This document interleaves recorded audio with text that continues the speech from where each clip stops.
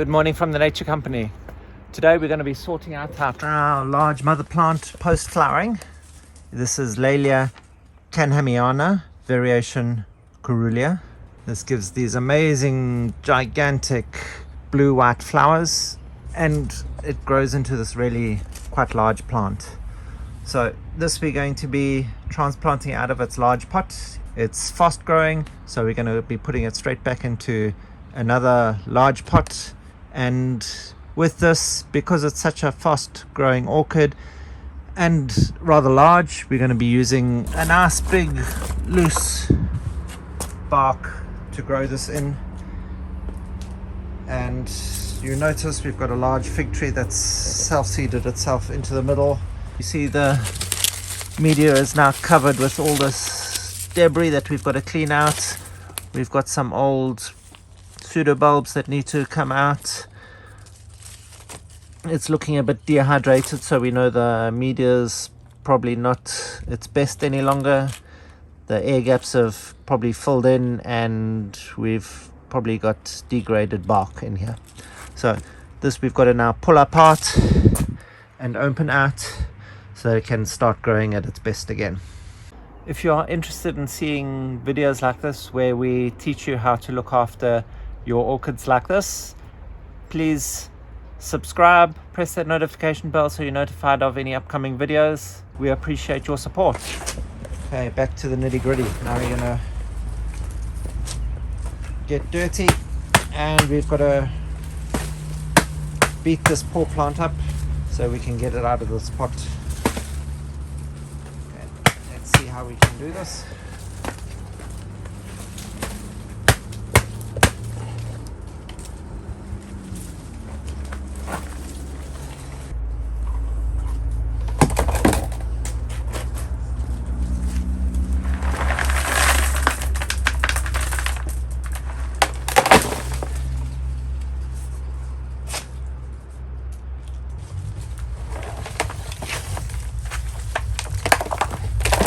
See, we've got a large root mass here. We'll just knock out as much bark as we can.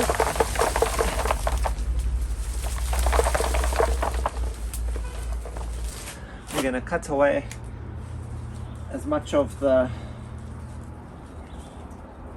fig tree roots as we can, so as to allow them to let go of the orchid itself. You can see how decomposed the media's become here on the surface. It's just become basically a sand layer.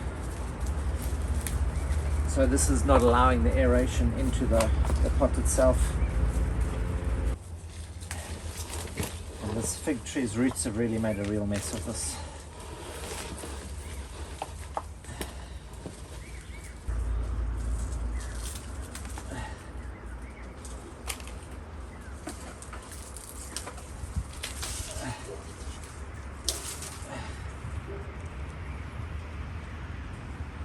Okay, now we have our fig tree out.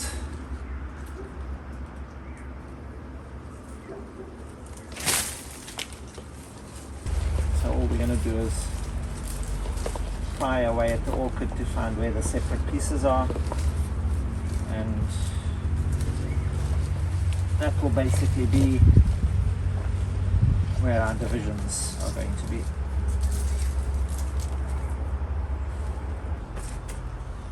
So what we're going to do here is we're going to follow the rhizome up.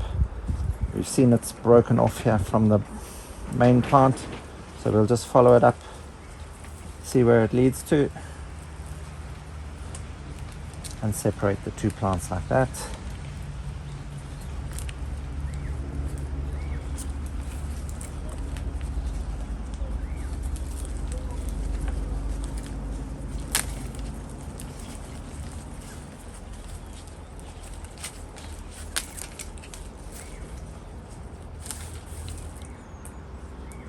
There we go.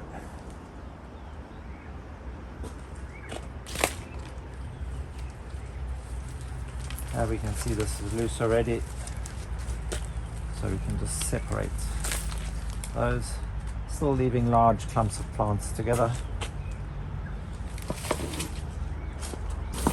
So what we want to do here is we want to clear out all this debris that's in between the roots and around the stem.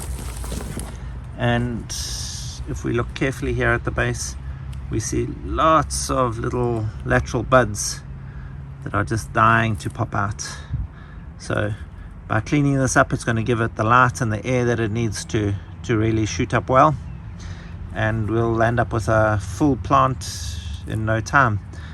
We'll also just be cleaning off all this old debris around the pseudobulbs, also just to open up the light, to not allow for any hiding places for insects or fungus to proliferate.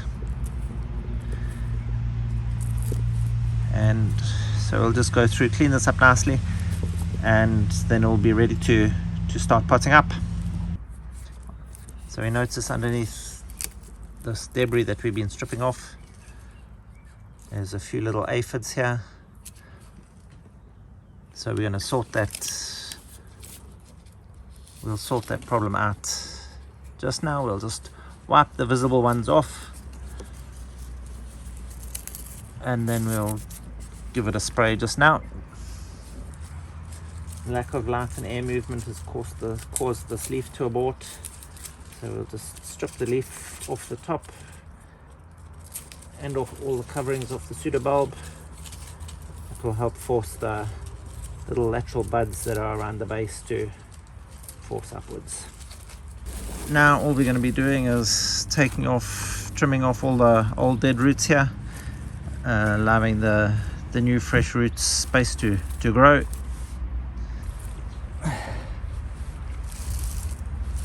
Clean equipment always.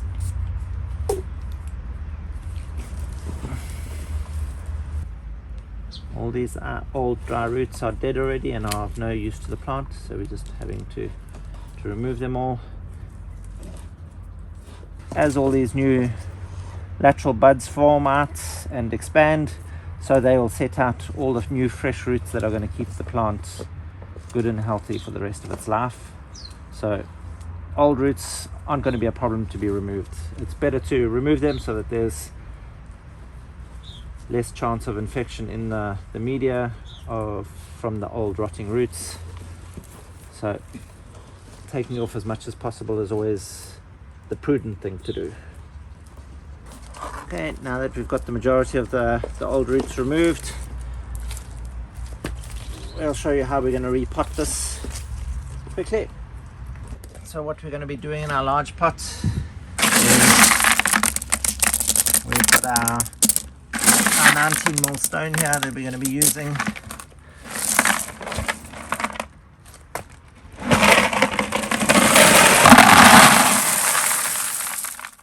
In the bottom.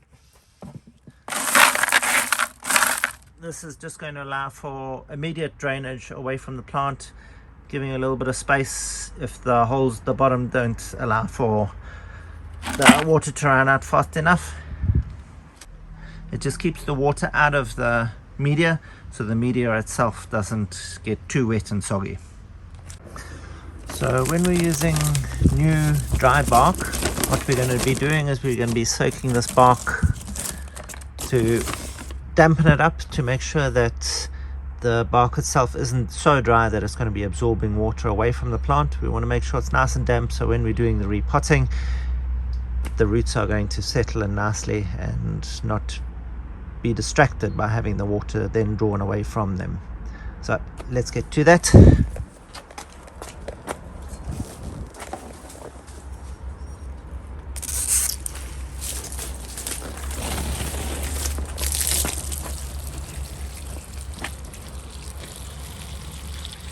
All we're going to be doing is leaving it in the bag and filling the bag up with water,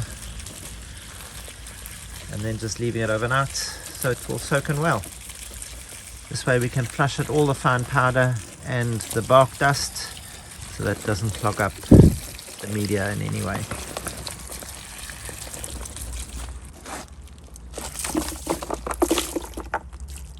We'll bring our large and medium bark chunks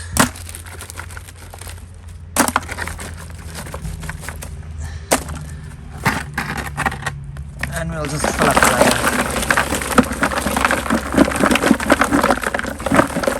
over the top. Now what we're going to be doing with this is we're going to be bringing our orchid in basically to the middle, because we have these eyes or the lateral buds all the way around the plant. So this plant is going to expand out in all directions. So let's set it in and fill it up with our bark. And then as we're doing so, we're going to be taking just a little bit of cinnamon and on this open end we're just going to be dabbing that with some cinnamon. This is going to stop any fungal infections that want to get in through the open wound.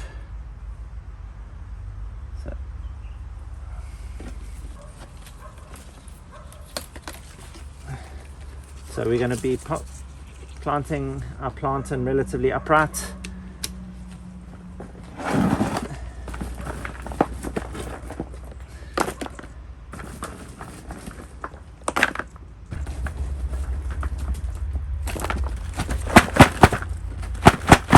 Shaking the pot to settle the bark in around the plant.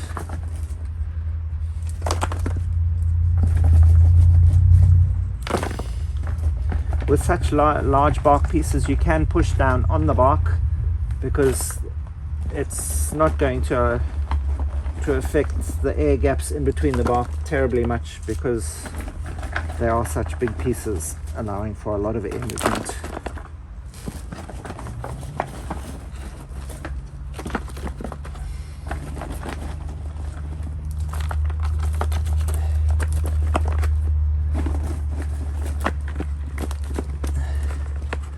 Also, with the bark being so chunky, it does allow you to plant the orchid in marginally deeper than you would have otherwise, because the air movement's still getting in, the light is still going to get in through the sides over here to allow those new lateral buds to really shoot up strongly and find their way up, out, and bloom for you beautifully in the coming year. There we go, nicely potted up, and it's going to look like a completely different plant within a couple of months. Okay, to be treating those pesky aphids we saw wandering around our plant, stuck in between these dead sheets, we're going to be using our garlic water, and we're just going to be giving the plant a quick thorough spray. This is just going to give it the little energy boost it needs, along with killing and deterring all those horrible pests that we want to keep away from our plants.